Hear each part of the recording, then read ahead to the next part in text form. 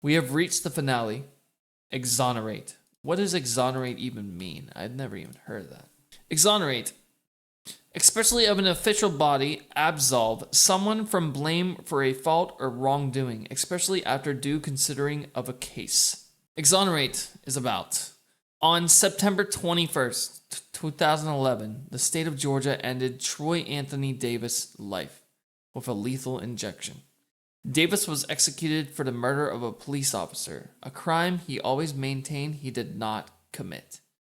In the months before his execution, people around the country urged Georgia to reconsider in the light of the serious doubts about his guilt, including the fact that 7 out of 9 witnesses recanted their testimony against him. Despite calls to stay his execution from politicians on both sides of the aisle, the NAACP, the Innocence Project, and Amnesty International, the state moved ahead with Davis's execution.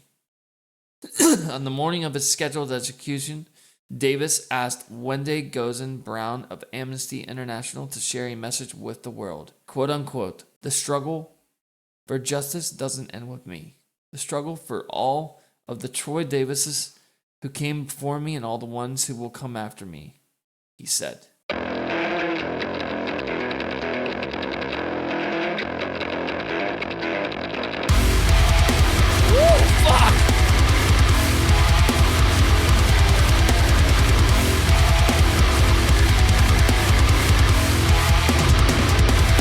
Jetty Jet?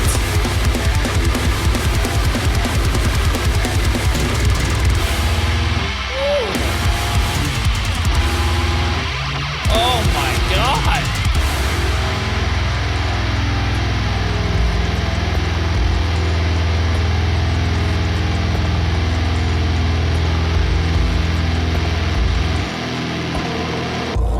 He moves slowly from the south to the moon. Lord, forgive them, for they don't know what they do.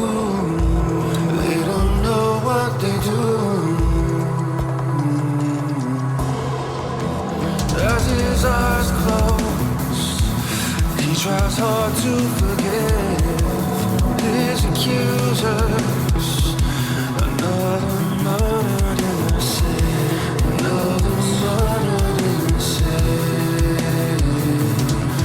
It moves through his veins as lights dim to gray. You made a mistake. Here we go! Woo-hoo.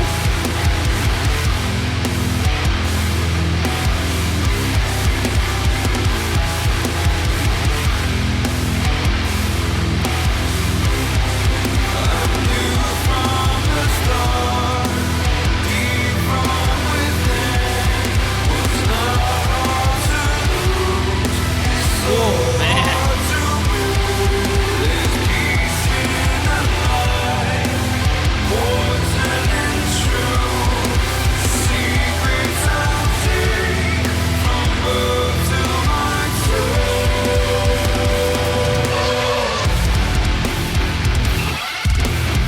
Jesus.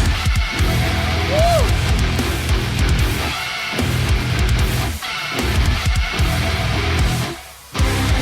Oh my god, what a fucking song.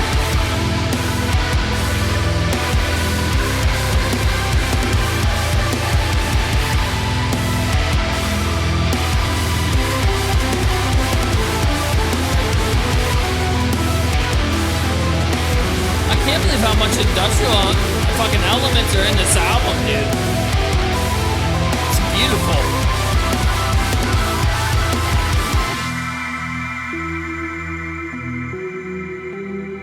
Wow.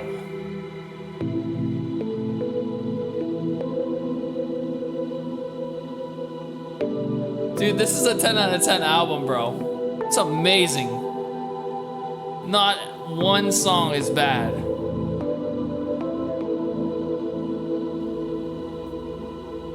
This is the way that I fix things.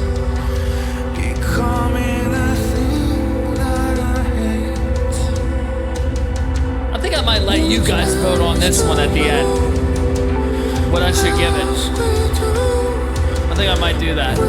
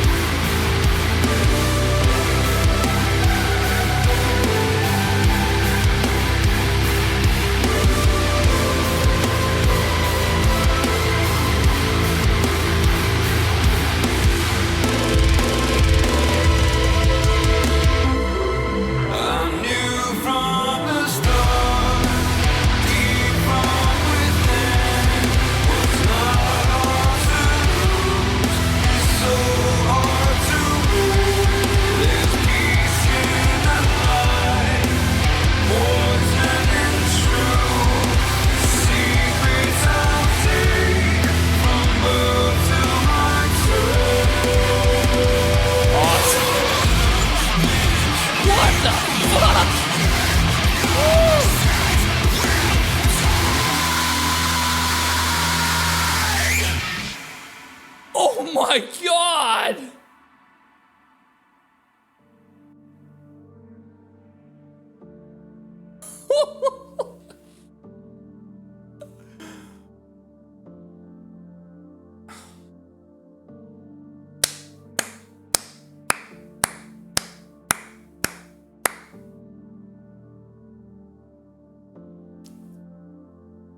Fantastic album. I'm gonna go back and see what I gave the last two EPs. I'm pretty sure I gave them pretty high ratings. I might ask you guys, I might go with the majority, but let's get to my review. Passa's picks. You guys know how it goes. Number one for me, yep, Dirt Road, number one. Fucking fantastic track. Oh my god. Wow, the chorus in this track alone is insane, bro. It's so good. It's so fucking good, dude. Number two, Foothills. Absolutely huge Radiohead influence in that one, especially during the bridge. What a beautiful fucking harmony with Crane's voice. I don't know if anyone else is singing. I don't know if Rob sings. I don't think Rob does. He sang in Swim. I don't know. Maybe he does do the harmonies.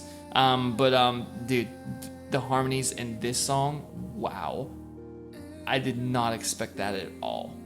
Literally at all. Foothills, number two, 100%. Number three, Letters to the Afterlife. Absolutely love that track. So fucking good, dude.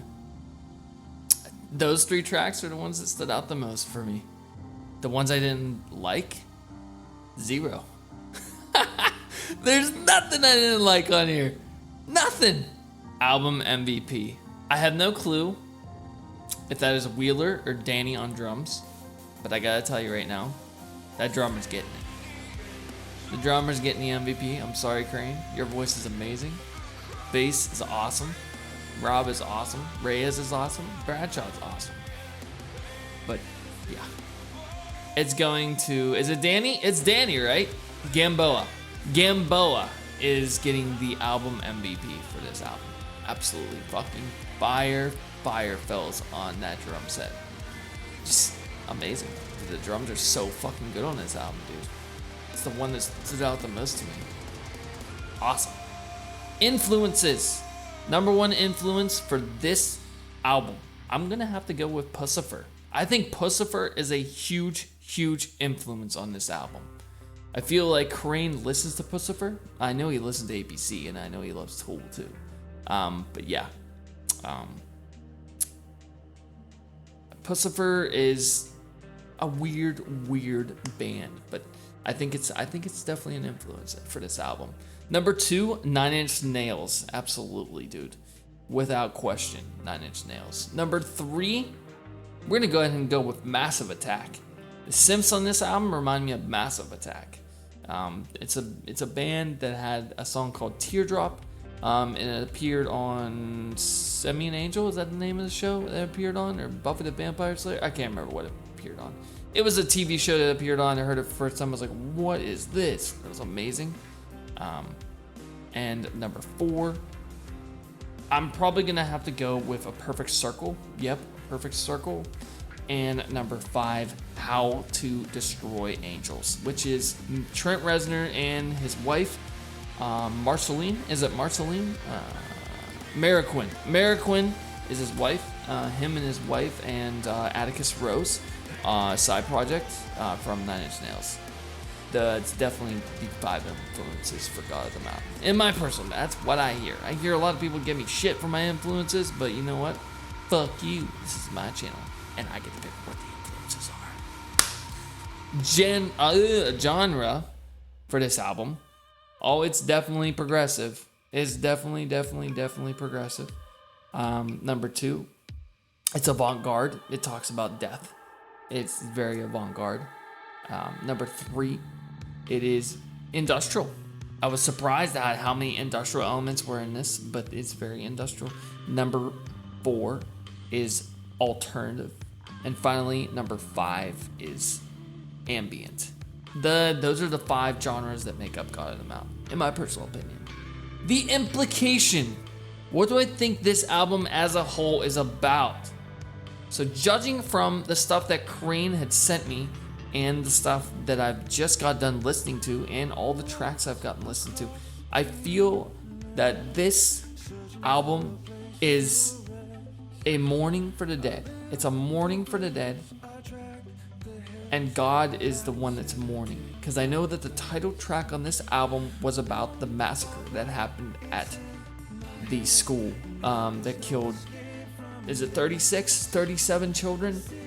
What a tragedy. I don't even want to talk about that. But I feel that there's a God that is watching over us, especially in Texas. Hopefully all those children made it to heaven. I'm not saying they didn't, but I'm saying that they made it to heaven. And I hope that, just like Crane said in God of the Mountain, I will see you burn in hell. And he's being God talking to the shooter. I think this is about the mourning for the dead, and that God is now watching over all of these souls that are no longer with us. I feel it's a very mourningful album. My rating. All right, chat, talk to me. What do you think this album's gonna get, dude? Should I be cynical? Should I be an asshole? We're gonna look up and see what I gave the other ones real quick. I believe The Water I gave it over 9,000. 10 out of 10 for The Water. And The Desert was 10 out of 10. So, the chat has spoken. Is that the only 2 people who are going to speak up?